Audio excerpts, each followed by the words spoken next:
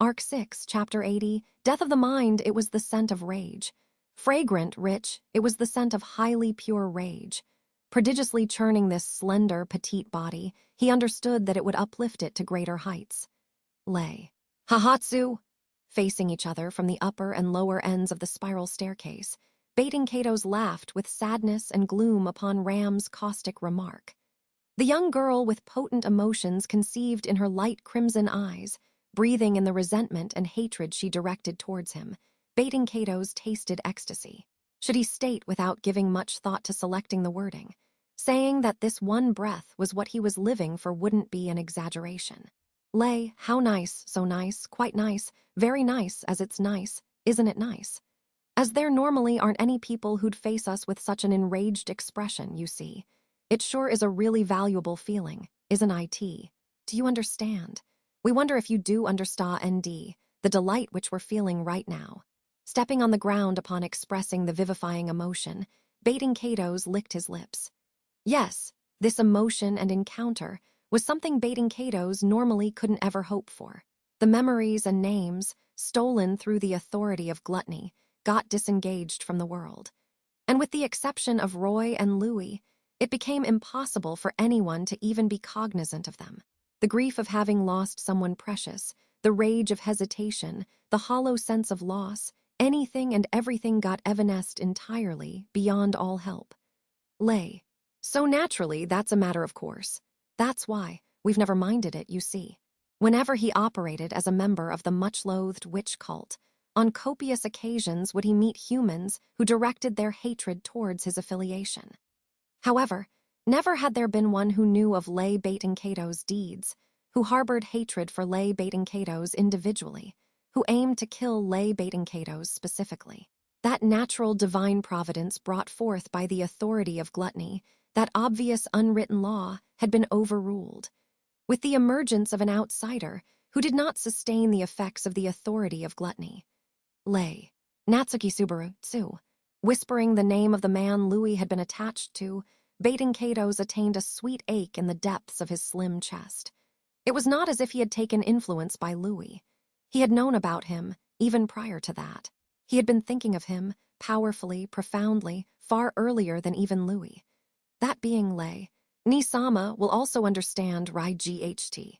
The connection between the origin of this sweet ache in his chest and the young girl looking down towards him was deep. No, not merely deep. Two hearts that beat as one, irreplaceable individuals, saying that they were the other halves of each other would be unobjectionable as well. Thus, she would surely understand. These sweet, fleeting, far too mighty emotions. This sensation, blended with both love and hate, and the ache within the chest longing for release. That is why he addressed with half of his mouth open, pouring in that conviction and expectation, Ram. Ram's already told you, to kindly die whilst baying like a pig. Lay, hick. The subsequent instant, Ram's first move as she flew down after kicking the staircase, made Lay jump far backwards. He had narrowly managed to draw his body back, but the fine point of the wand being pointed out was accurately aiming for his right eye. Should he be slow in pulling back his head, it shall ransack his brain through the eyeball. Lay. Geez, Nisama is Mersal SS. Had we eaten this one just now, forget about imitating the bay of a pig, we would have died unable to do anything Sue. Ram. Ram has reconsidered. If you were made to imitate something below the standard of a pig, then it'll surely be a real affront for the pig as well. Flying through the spiral staircase, his landing was delayed solely due to the difference in the levels of stairs. Whilst apprising her chilling intent to kill, Ram's furious assault waged a pursuit of fierce vigor towards Baiting Kato's. Whilst gyrating her slim figure, Ram pointed out her wand, fired a kick, drilled in a shot of the elbow. Baiting Kato's dodged them entirely through the handling of his body, but things like the hit which had grazed past his ear certainly possessed the vigor that upon a single hit would certainly lead to loss of faculty of that part of the body. Lay, Hahatsu, scary, scary. It's scary though you know W. Baiting Kato's laughed whilst using his body to evade the unhesitating strikes in pursuit of him. That wasn't flexibility, but exaltation. No, slight flexibility as well. Ram's martial arts were quite something. Lacking all forgiveness, she possessed no faltering in her aim to kill. Yet, baiting Kato's dodged with leisure and ease. The reason for that was quite simple. Lei, we already properly know that Nisama is more amazing, you see. The multitude of memories terminated and packed together within baiting Kato's. Within them was a passionate one which adored Ram as an elder sister, which yearned for her infinite potential. The untiring trust and expectation towards Ram which those memories were endowed with conveyed their contrast with the Ram before his eyes, nearly to a sorrowful extent, to baiting Kato's. To summarize, Lei, Nisama without her horn is nothing but a counterfeit which even Rem can substitute for. Isn't that right, GHT? Ram. Lei. Did you get angry? Have you gotten angry? If you want to get angry, then you can get angry perfectly fine, Nisama. Now that we think of it, we've never even had a proper sisterly quarrel before, you know W. Baiting Kato's set forth the reminiscences as if a belonging of his own. Though Ram's cheeks stiffened in reaction to his speech and conduct, her attacks did not slacken. Baiting Kato's admiringly thought within his innermost heart that she was really quite pushing herself. It was famously known that honest who lost their horns lost their bodily control, though it was unclear how much anguish it entailed. Ram had also been continually tormented due to that penalty. It was unknown just how many times the thought of wanting to take over her pain had come to mind. However, alongside that also came another thought. That oneself wouldn't be able to endure the anguish she bore. If the agony of losing the horn depended on the strength that Oni originally possessed, then Ram must have the greatest in that regard, which no other Oni in the world could share. Thus, commendation to her onrushing form by way of her own determination, through that compelling anguish, and gratitude to her earnest wolfing stance with an unruffled facial expression, with the ripening of the greatest, supreme, premier flavor, to simply whom should he express his delight for being witness to the moment the rich aroma arose? He did not know. He hailed gratitude and admiration toward the miracle of happening across this gourmet delicacy. Lei, truly Tsu, Nisama is so wonderful Tsu. A murderous dance blended with love and hate unfolded on the spiral staircase. Whilst tasting that to his heart's content, baiting Kato's blessed Ram's existence, and tilting his body, turning over, stooping down, dodging as per the memories craved, Lei. Now with a tada, time for a counterattack Ram. How truly noisy. Surrounding Ram whilst she pointed out her wand, baiting Kato's aimed for her fair neck. His side which had gotten into her undisputable blind spot, and Ram's line of sight entangled when she turned around.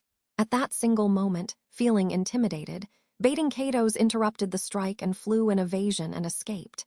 However, the instant after wind grazed past his right cheek, he felt blood starting to drip out. Lei. Tsu, tracing his cut cheek with his hand, baiting Kato's inhaled faintly. It was a wound he wasn't supposed to sustain. At the very least, the memories present within baiting Kato's, if he were to abide by the existence who best knew the prodigy Ram, then there didn't exist a future where he should have sustained this wound. Yet, Ram, though Ram told you to bay disgracefully, an unsightly opponent's voice is also rough to hear. Ram doesn't intend to keep you company any longer, so you're getting killed. Lei, Nisama, this is... Ram. If you had been evaluating Ram relying on the memories, then your evaluation is yet too naive. Looking at baiting Kato's, after he stained his cheek with blood by his hand, Ram gently brushed her pink hair. With her dreadfully cold sidelong glance towards this side, Ram. Were you intending to bring out Ram's true colors? If that's the case, then that is quite laughable. Ram's potential is infinite. After all, Lei. Ram is Rem's Nisama. A baseless, careless remark. The reason why it echoed with such extraordinary convincibility was because that is how the memories, present within nobody but baiting Kato's, had captured the existence of their elder sister. Recognizing that reality, baiting Kato's erased his smile and distorted his cheeks in annoyance. Boring. Uninteresting. She doesn't get it. Lei, both rage and hatred are spices for enhancing flavors. But if the taste of the spices is too strong, if it asserts itself too powerfully, then even that platter goes to waste. Guess Nisama, who doesn't cook, would be completely clueless about these customs, who H. Ram, that's not true. There's nothing to hide. Ram's special dish is steamed potatoes after all. The memories which had vivid recollection of that resuscitated, and his stomach growled. Intentionally ignoring that call of the sense of emptiness and hunger in his stomach, Baiting Kato's casted his mood to play around aside. Ram was still yet to demonstrate the true worth of her strength. In other words, that meant not but that she hadn't revealed everything even to the younger sister who was physically quite similar to her. In other words, Lei. Ni-sama won't trust even her little sister. Talk about the ultimate individualism, isn't it, Ram? What a superficial way of understanding things. Ram doesn't know how many human lives you have tasted, but even those people don't come to mind. Everything aside from Rem is trifle. Repudiating Baiting Kato's outlook on meals, Ram straightened her light crimson eyes. And whilst caressing her own slim chest, Ram, kindly exert yourself as much as you can, Barusu. Calling out to the young boy not present here, extraordinary determination levitated across her cold expression. Ram, though something like collective destiny makes one shiver. The scene changes. He took a deep inhale, with a cloth covering his mouth protecting him from swallowing the sand. If he were to be honest, then he would have preferred to have goggles as well, but that would be a hope too high. Prepared to have grains of sand fly into his eyeballs, he had no choice but simply be careful about his eyes within the vortex of the sandy whirlwind. Subaru, Biko, Meili, we've got to pull through. Beatrice. Betty knows, in fact. Meili, geez, you really don't know how to treat people. The one traversing through his field of vision blurred by the sand was a fiendish existence clad in a jet-black shell. Approaching closer, and taking a single attack by its great pincers meant forfeiting life. Taking distance, and should it succeed in its efforts to fire its tail's stinger meant forfeiting life. There were multiple other conditions of forfeiting life as well. In terms of simply conditions of defeat, there existed more than plenty. That is what their situation was presently. Subaru. With that being said, that's what always happens. Natsuki Subaru's battles were a series of continued tightrope walks. The reason why he suffocated despite knowing the future through return by death was because of the abilities he could possess, and the sheer magnitude of the enemies he confronted never allowed him to counterbalance. Lacking cards to play was his omnipresent scenario. Whilst trusting everyone's strength, expecting that they'd adapt to the situation's requirements and fight, Subaru himself struggled hard, a befitting answer to everyone's expectations of him. Subaru, rather than a fight of my own, this is a fight of my wonderful comrades. Meili, is this really the situation to say Thati? Geez, do your best, hungry horse King-chan. Receiving Subaru's balonious yell, Meili, who was racing right next to him, issued orders to the witch beasts' hungry horse kings. The witch beasts akin to centaurs screeched like the cry of a child, and two of them carrying Subaru and Beatrice, and Meili respectively rushed through the sea of sand. And the one in pursuit of their backs as they fiercely kicked the sand was the titanic scorpion as it scratched the sand with its several legs and gave a rise to a cloud of dust, resuming its hounding. Bishian, just as his instinct had told him earlier, should they distance themselves, then the tail's stinger, should they approach closer, then the enormous pincers, shall come for their lives. Whilst keeping a distance neither too close nor too far, they coped with the enemy's attacks. Compared to the conditions of defeat he had listed, the sole condition for victory permitted to them was a change at the extremity of stalemate. It referred to Emilia capturing the first layer of the tower and the rewriting of the cited rules. As a matter of fact, he hadn't even confirmed whether that was an actual possibility, Beatrice. If that's not possible, then it'll be strange to have that included in the tower's rules in the first place, I suppose. Subaru, exactly, Biko. Going out of their way and having you can also destroy the rules included in the rules means that the rules are premised on the fact that they'll be destroyed. And if that was a possibility, then it was perhaps a reward given to the one who captured the tower. Should that be considered, then it was a right given only to the one who had cleared everything with proper means. It was an immense relief that Emilia had entirely broken through Reed. Had she not been victorious, then the means to save Shala perhaps wouldn't have even grazed past his hands. Subaru, Though I'll never forgive him for sexually harassing Emilia Tan. Though it was a happening infuriating to even look back on, Julius had been charged with retribution when it came to Reed. Expecting that he shall fully overwhelm that violent man, Subaru caught the enormous sand tower within his field of vision and entrusted himself to the fierce struggle Beatrice and Meili were putting up. Meili, Oni-san, it isn't easy to move around in this spot. I think it'll be easier for the witch beast-chans to rampage about in a place further away from the Toh-R. Subaru. GH, I get what you're saying. I get it, but no, I won't get away from the tower. If I get any further away, then I'll lose grasp. Rejecting Meili's appeal, Subaru gnashed his molars whilst grabbing his chest. Corleonis efficacy resumed, and the locations of his comrades within the tower were still within his sphere of grasp, in the form of fleeting lights. However, he did not know for what possible cause this authority, with yet far too many uncertain facets, may come undone. In terms of the authority's efficiency, what was the easiest to perceive was indeed distance. In reality, Subaru did not know the locations of his comrades outside of the Augria sand dunes. If that was due to distance, then it was unknown how far he could get away from the tower. He was afraid of losing the ability to confirm the locations as well as the well-being of his comrades. However, the greatest issue was not their well-being, but losing the ability to shoulder their burden. It was a matter, of course, that Emilia or Julius had exposed their bodies to grave battles. But what further had an eagle grip on Subaru's heart was Ram, who was out for vengeance. Though he was confident that he had deployed his comrades to their respective utmost suitable positions, he had anticipated from the very beginning that even amongst them all, Ram's fight would become particularly dire. That's because her opponent was Lei Batenkato's the originator of turning Rem into a sleeping beauty, and Ram's own condition. Ram must be in perfect shape and form, otherwise she shan't be able to oppose Lei Batenkato's. On top of that, he wished for Ram to beat Batenkato's down to her heart's content. For that purpose, Subaru was required to shoulder the burden she consistently suffered. That is precisely why, Subaru, I can't just thoughtlessly get away from the tower. Sorry for being a handicap, but please compromise. Meili, hick, this is absolutely definitely going to come back to bite you later. Rounding her lips upon Subaru's call, Meili shouted with a red face atop of the hungry horse king's back.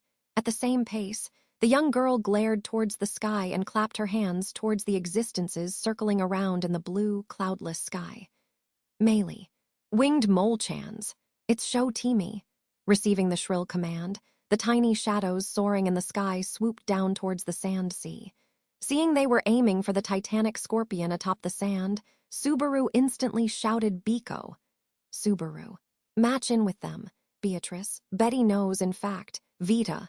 Presuming Subaru's aim, Beatrice put up her tiny palm towards the sky. The chance effect was invoked, however. The aim wasn't towards the titanic scorpion, but towards the winged moles which had their eyes set on the titanic scorpion.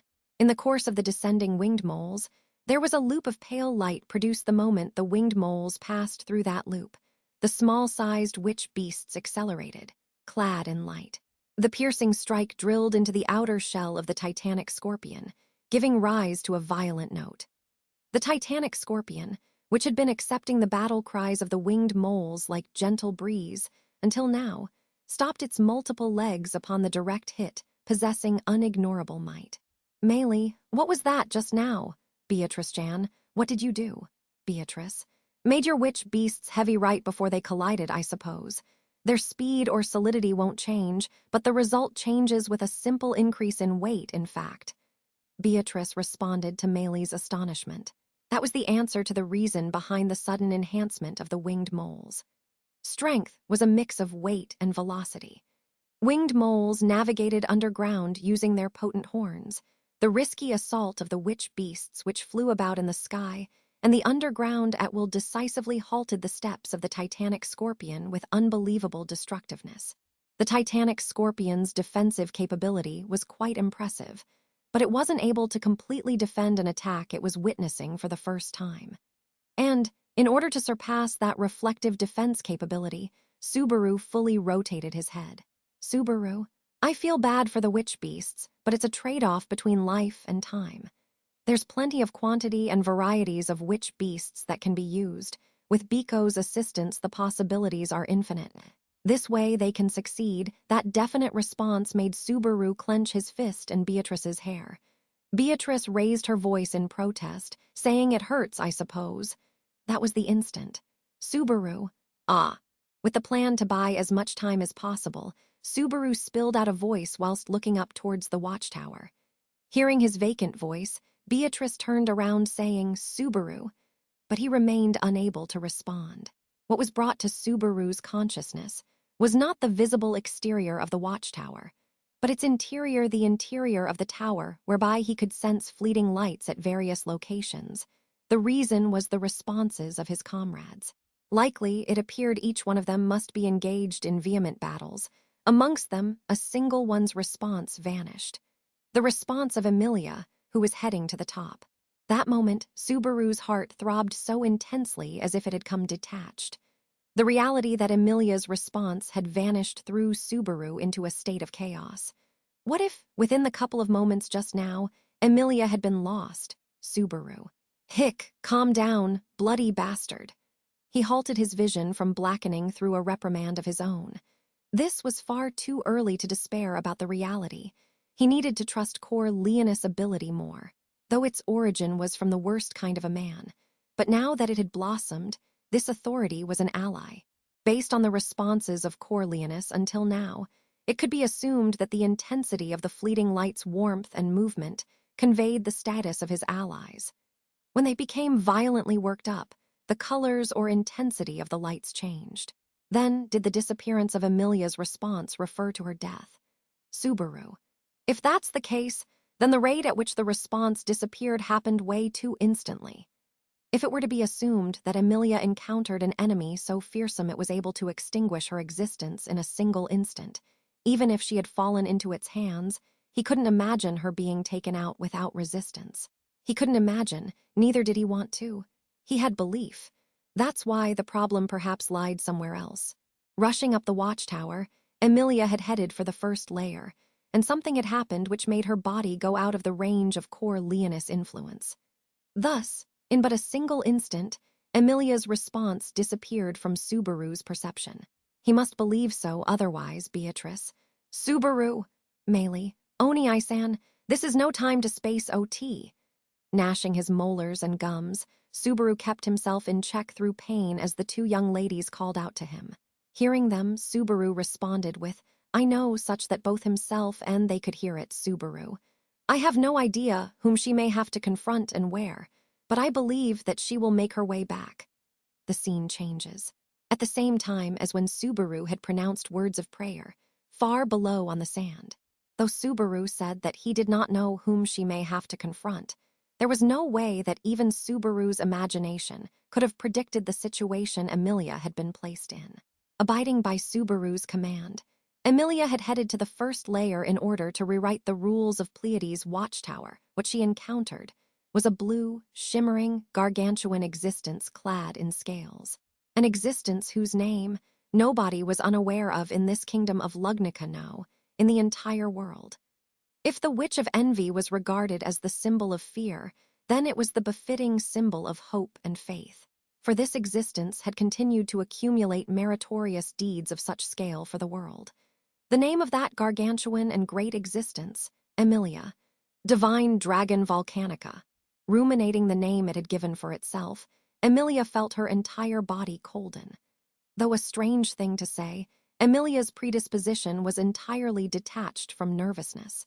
Though of course she felt her body be heavier when she had to stand in front of people, or when she had to talk about something crucial. But upon undertaking practical action, she immediately forgot about their effects. On multiple occasions, she had been praised by Subaru or Ram for having that impressive quality. However, despite possessing that impressive quality, Emilia's physical movement ceased completely before the divine dragon, such that she felt she couldn't take even a single breath without the opponent's permission. To such an extent, the presence of the true dragon was projected and had its grasp on the world. Whilst inhaling, Emilia once again glanced at Volcanica's frame. Scales with a deep tinge of blue were shimmering like jewels, and every single one of them appeared to have been tempered thoroughly, as if sharper than any treasured sword. Its forelimbs and hindlimbs were endowed with black claws akin to stone.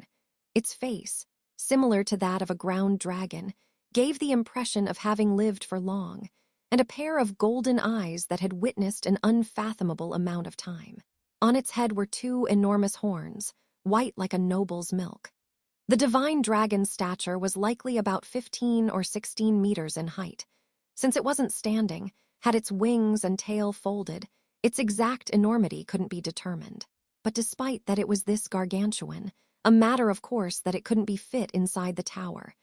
It was unquestionable that the first layer had been constructed in an open location because of Volcanica. Emilia. The third layer was the sage, the second layer was reed, and the first layer is Volcanica. Volcanica, Emilia. Could it be that all three heroes of the great antiquity are involved in the tower's trials? Looking back onto the trials until how, Emilia discovered a similitude between them. The three heroes, they had formerly made efforts in the sealing of the Witch of Envy, and were three heroic figures engraved into the history of the kingdom of Lugnica. Those being Shala, Reed, and Volcanica. Furthermore, Shala had stated that it was actually an achievement of Flugel's. Reed was incredibly violent and talked crudely, and Volcanica was not a person but a dragon. But if they were yet connected in this place, then Emilia. To still be friends after so many centuries, that's really wonderful. Emilia thought it was a very wonderful thing if something like commitment or unity had tied the three heroic figures together. On top of that, Volcanica was the existence who had pledged a covenant with the kingdom of Lugnica. And as a matter of fact, when a black dragon had been rampaging within the kingdom of Lugnica multiple decades ago, it had been recorded that it possessed extraordinary power. Emilia loved those who viewed promises as important. She believed that upholding promises was a very nice thing. She cherished Subaru and trusted him, but she believed his characteristic of not upholding promises was no good. What if Beatrice started imitating him? Neither did Emilia wish to scold Subaru and Beatrice for breaking promises. Emilia, whoops, this is no time to be thinking all that. Volcanica, I came here to take the trial of the first layer, I'll tackle it.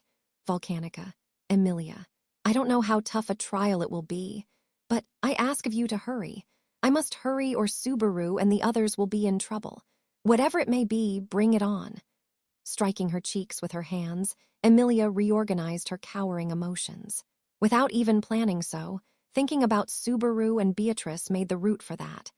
Even if they were to be scolded by Emilia for breaking promises, that was speaking of a distant tomorrow, a distant future. In order to come face to face with that future, Emilia needed to stand firm here.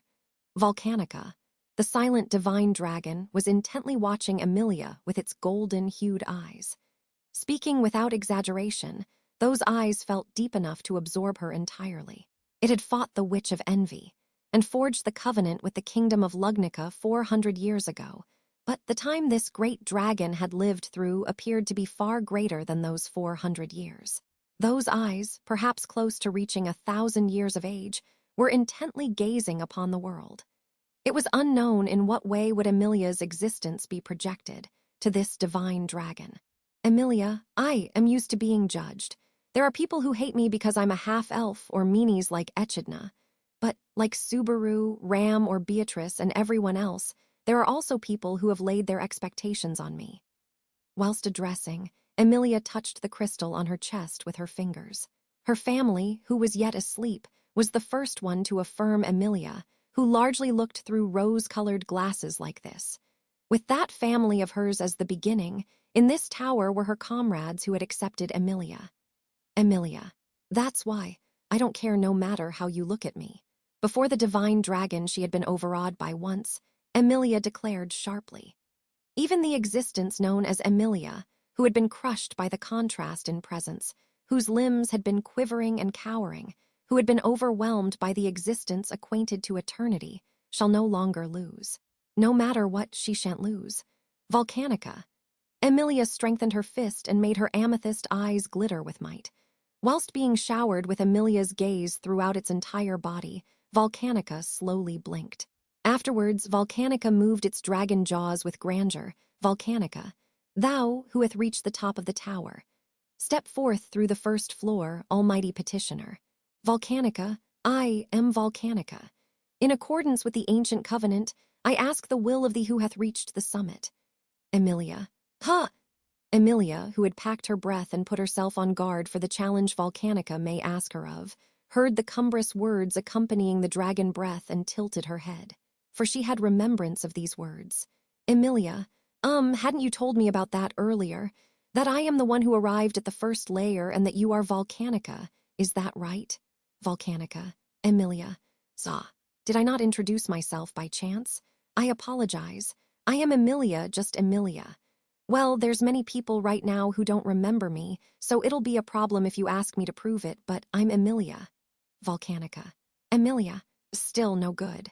Thinking whether her omitting her introduction had brought its displeasure, she reintroduced herself, yet no positive change was born in Volcanica's response.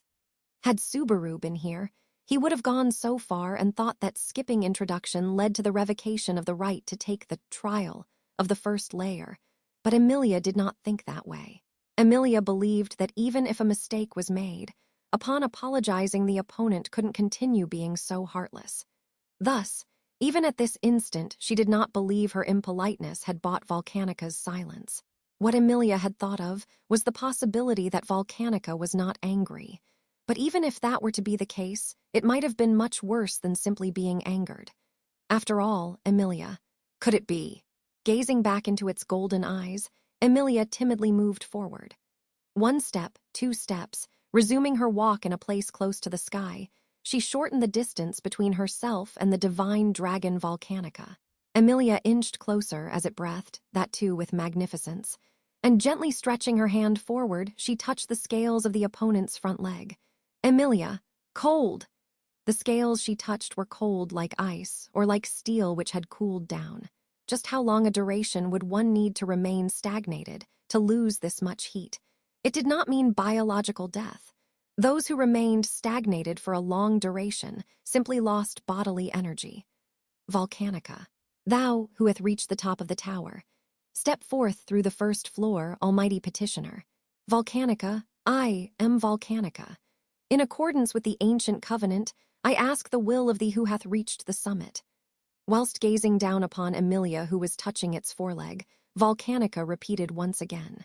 Words of reception that had been repeated and stockpiled exactly thrice. They were not with the purpose of condemning the mistake Emilia made with her greeting. Volcanica's eyes, which were profoundly staring at Emilia, were reflecting her as if not reflecting her. Its reason was apparent. Emilia, could it be you became such an old uncle that you forgot about the trial? Not the death of the body, but the death of the mind had hunted the long-lived dragon. And for Emilia, who must clear the trial of the first layer, it befell as a challenge beyond the trial of the first layer. The great library Pleiades, the trial of the first layer of Maya. The time limit, the time for the survival of her comrades. Number of challenges unknown. Number of challengers 1. Content of the trial unknown. Trial begin.